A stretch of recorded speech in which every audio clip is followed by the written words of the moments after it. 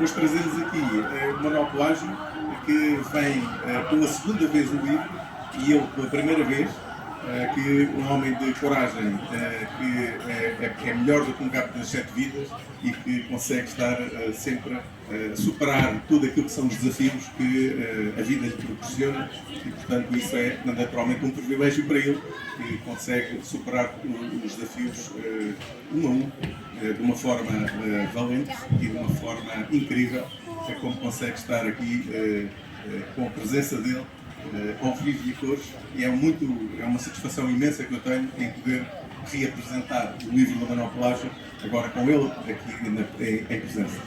E o Portugal 2050, na verdade, é mais um desafio da Bamboo Portugal, que procura trazer as pessoas em primeiro lugar. E para nós, as pessoas em primeiro lugar é aquilo que é a nossa essência.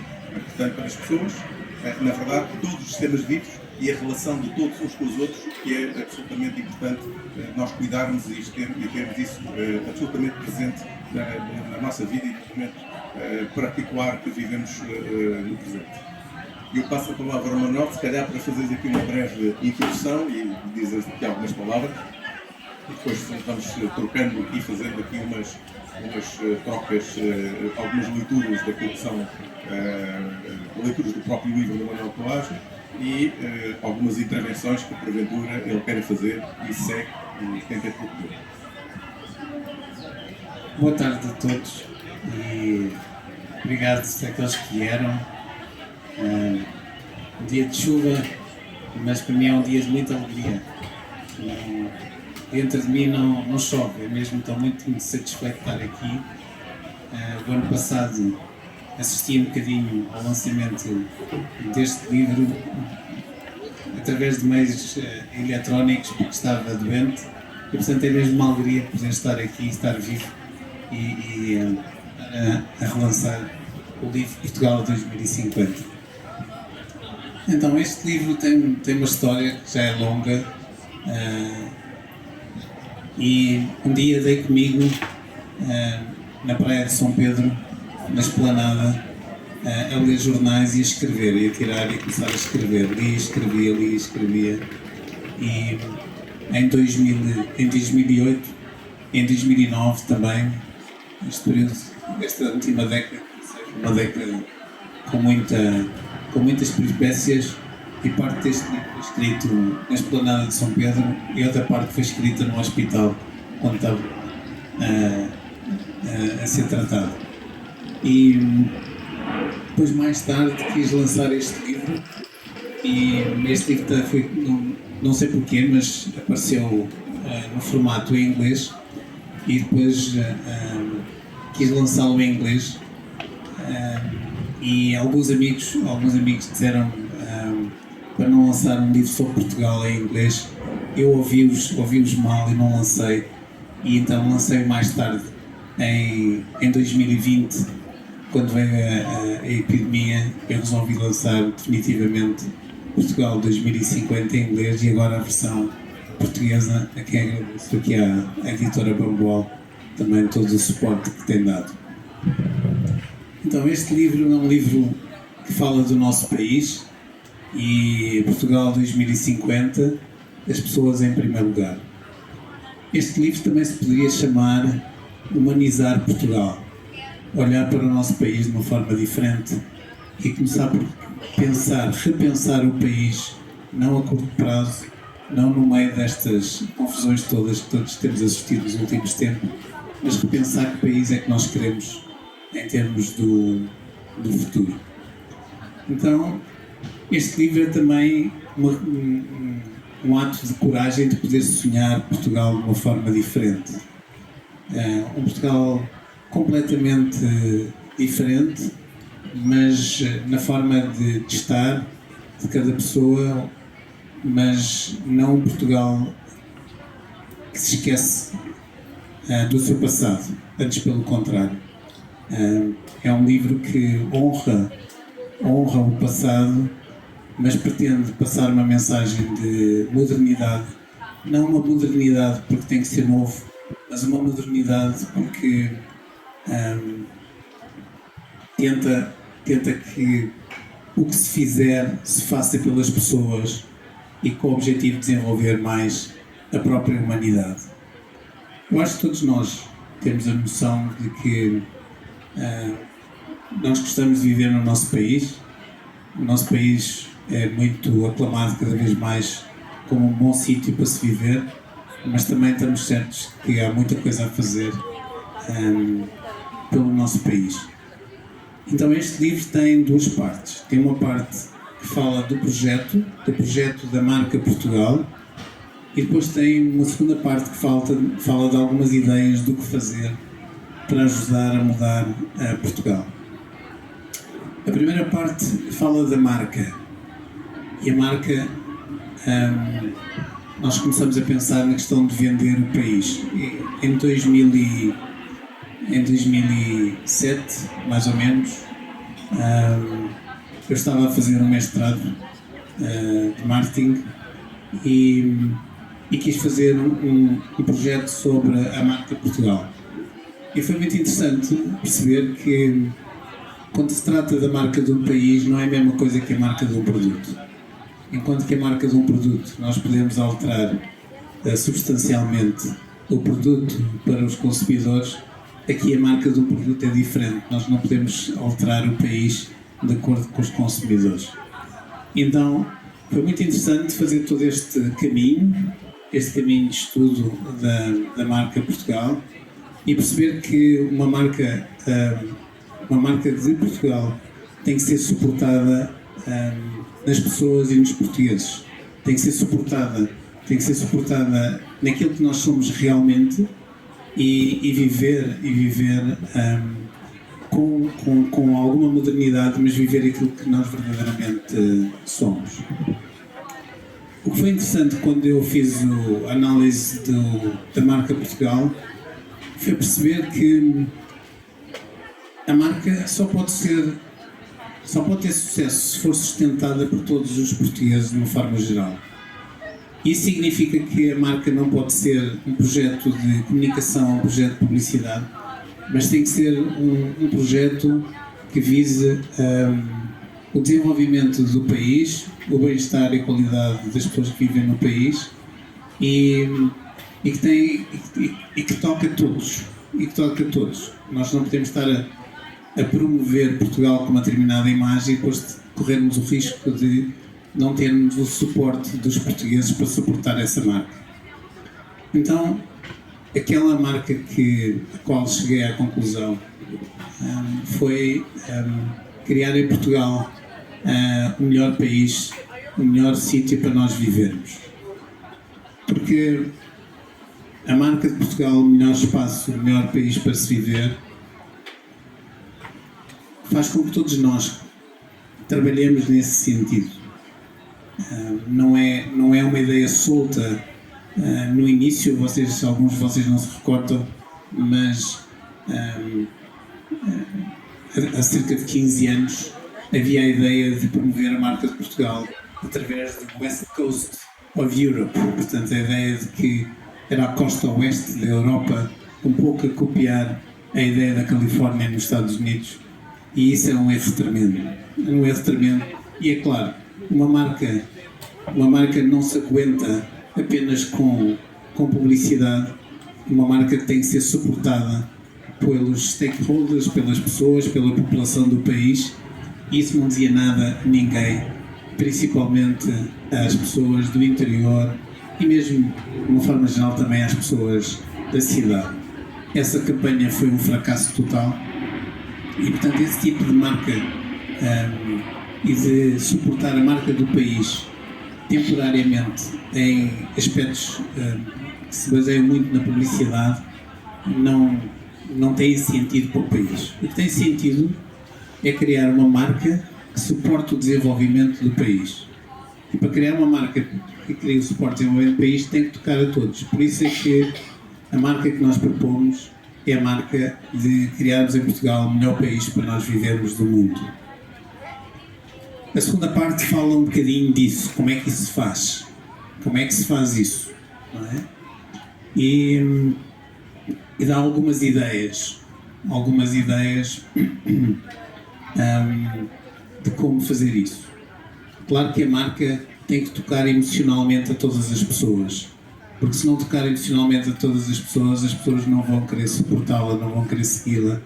E tem que ser alguma coisa que seja diária, que as pessoas sintam que, se fizerem algo melhor, estão a ajudar Portugal todos os dias. Podem ser simples coisas, mas coisas que ajudam de facto a criar em Portugal o melhor país para se viver. É interessante perceber que Portugal é um espaço relativamente pequeno do ponto de vista do contexto dos países europeus, mas não tão pequeno assim. E Portugal tem muitas possibilidades e muitas capacidades e muito espaço. Bruno, estás bom? E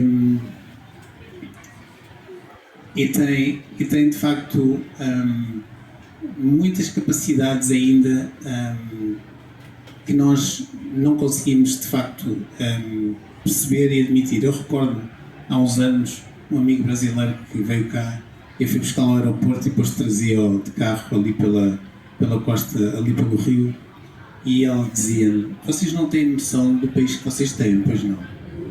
E aquilo fez-me pensar, e de facto nós não temos muita noção do país que temos. Nós temos de facto um país absolutamente extraordinário, com condições para ser ainda mais extraordinário. Mas o projeto da marca Portugal tem que ser um projeto de desenvolvimento do país. E este livro fala também de que não tem sentido e não será nunca suportado um projeto de marca de fazer deste país o melhor país para se viver, também com tanta pobreza que existe ainda nesse país. Talvez seja, como eu digo no livro, o segredo mais escondido dos políticos e que ninguém fala, mas na verdade quase 20% da população do nosso país ainda vive no limite da pobreza, e um estudo recente dizia que se não houvesse o apoio do Estado, provavelmente o limiar da pobreza andava na volta dos 43%, o que dá muito que pensar.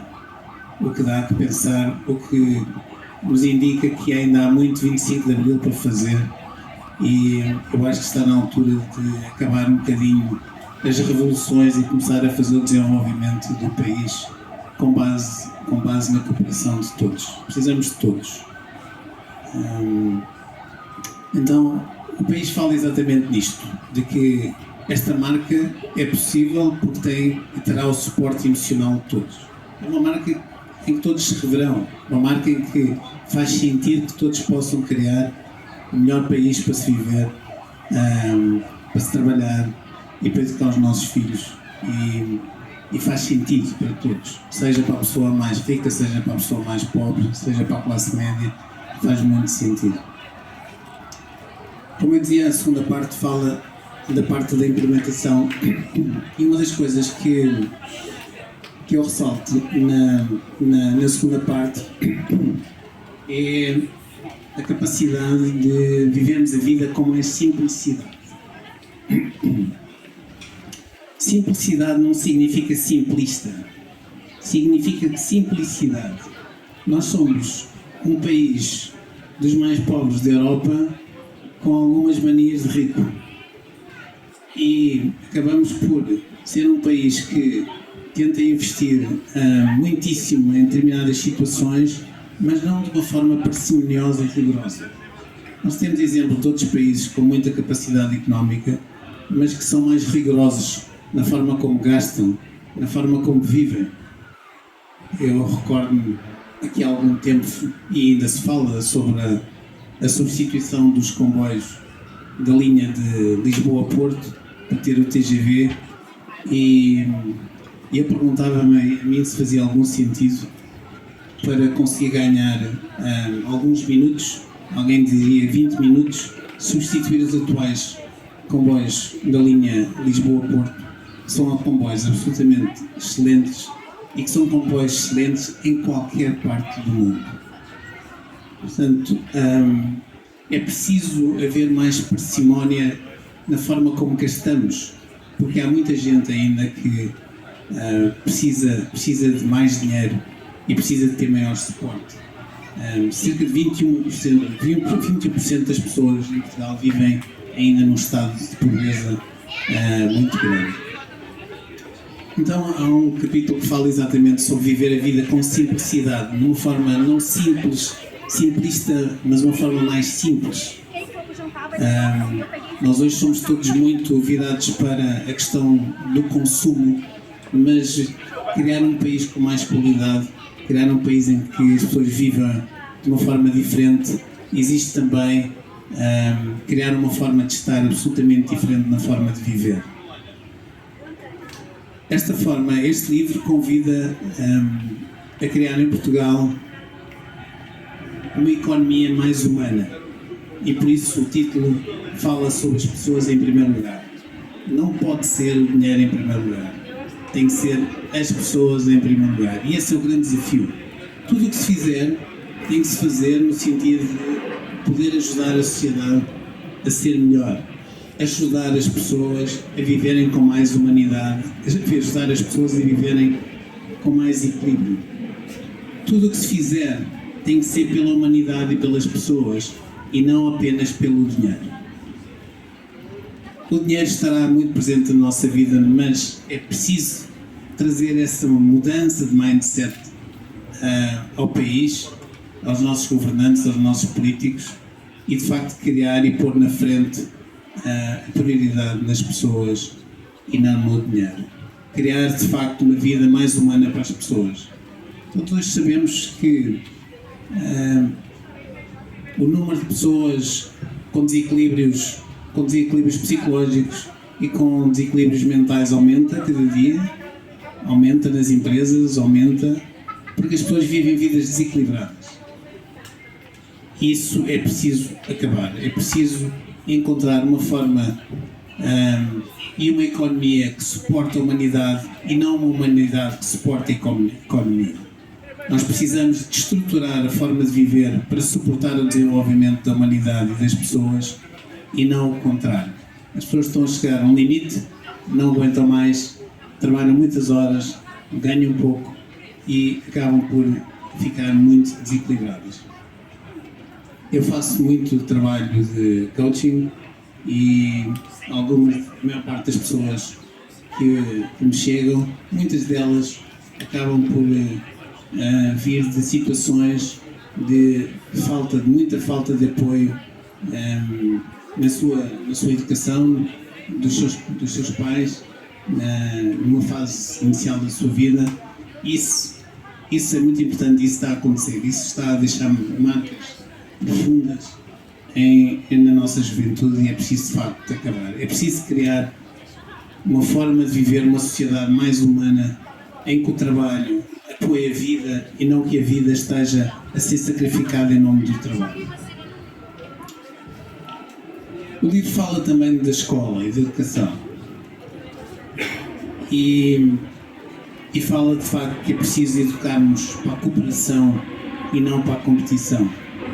É preciso educarmos os nossos filhos, os nossos putos, como diria o fadista. É preciso educá-los para a vida e não é preciso educá-los para trabalhar. O filósofo Agostinho dizia que nós não fomos feitos para trabalhar, fomos feitos para criar, para ser criativos e para viver. E eu também acho isso.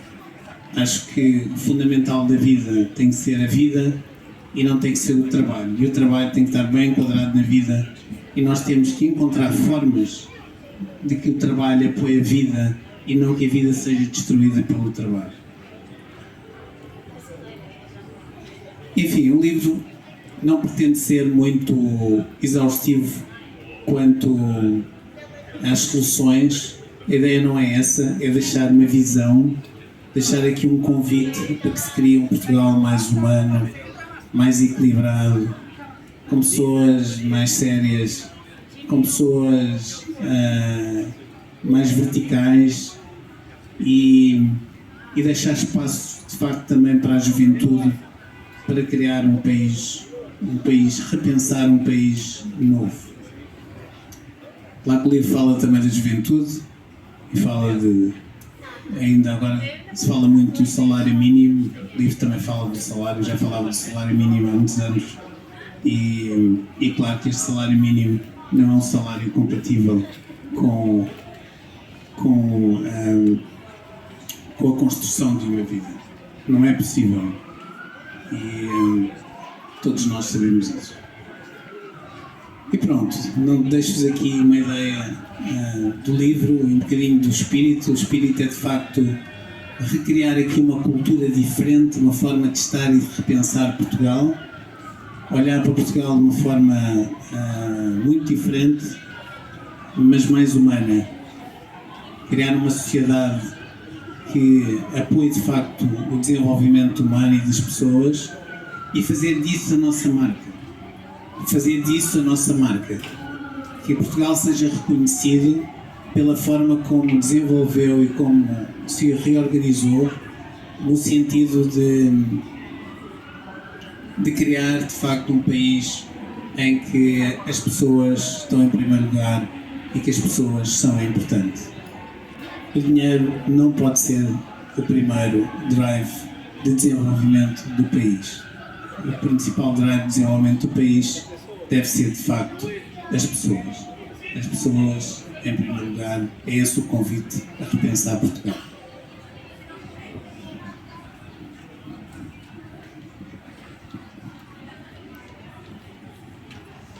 Gostava de ler uma passagem do livro na página 36, em que o Manuel diz que Portugal deve dar espaço ao seu povo para florescer, desenvolver-se e encontrar um lugar para realizar os seus sonhos.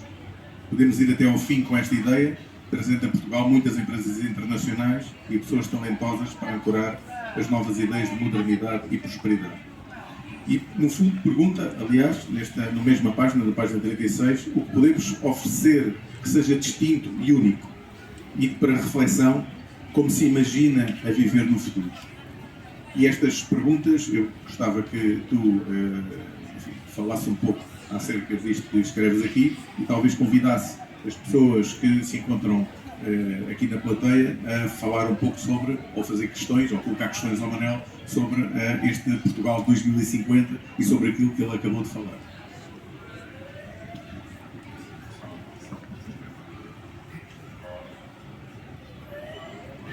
Então, como é que eu imagino? O livro fala de criar um espaço de humanidade. E é claro que há aqui duas questões essenciais neste livro. A primeira, o problema de alteração do clima e, portanto, a subida das temperaturas e também o aumento da população mundial. Portugal vai ter um problema grave com o aumento da temperatura. Grande parte do sul de Portugal terá uma temperatura média superior de mais 4% e, portanto, muito provavelmente estará em risco de se tornar uma área semidesértica. Isto não sou eu que estou a dizer, são dois investigadores que escreveram sobre isso, de que a probabilidade de chegar até ao final do ano 2100, a parte sul, a partir de Lisboa, em grande parte, será uma área muito, de facto, semidesértica, porque de facto a temperatura vai aumentar. O livro fala que é preciso olhar para isso e que é preciso olhar para o tema da água. Hoje em dia está nas notícias o tema da água, mas é preciso criar de facto condições para reter a água. E nós não vemos ninguém a repensar o tema da água do ponto de vista de reter a água, de desenvolver a capacidade de termos mais água. Mas isso vai ser estratégico para o país, porque o país vai aquecer. Não é só o país que vai aquecer, todos nós vamos aquecer.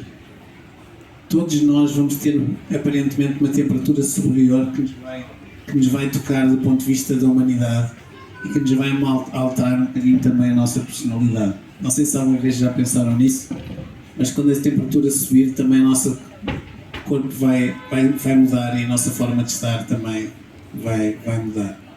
Então eu imagino um país em que é preciso um país mais verde. Aliás, há o convite, exatamente uma parte do livro fala de criar em Portugal um jardim, o maior jardim da Europa. E exatamente porque é preciso plantar, não estar à espera, e não vejo, vocês não veem nenhums projetos de plantação de árvores em Portugal, mas é preciso, nós precisamos de plantar árvores, nós precisamos de criar uma outra forma de que chova mais, de reter mais água. Nós precisamos de trabalhar nesse sentido, porque senão no final de 2100 temos um país quase semi-desértico a partir de Lisboa para baixo e com pouca capacidade de ter água. Então isso é absolutamente fundamental. Nós estamos um pouco perdidos em questões pequenas em Portugal, e este livro foi também uma forma de... é preciso parar para repensar o que é que queremos. É preciso parar para repensar como fazer deste país um país de facto de futuro, diferente, que faça uma diferença. A maior parte das culturas e dos sistemas económicos estão um bocadinho em colapso, é preciso repensá-los. E é esse o convite também do livro. É preciso parar e olhar para Portugal nós queremos e como é que vamos fazer deste espaço um país diferente.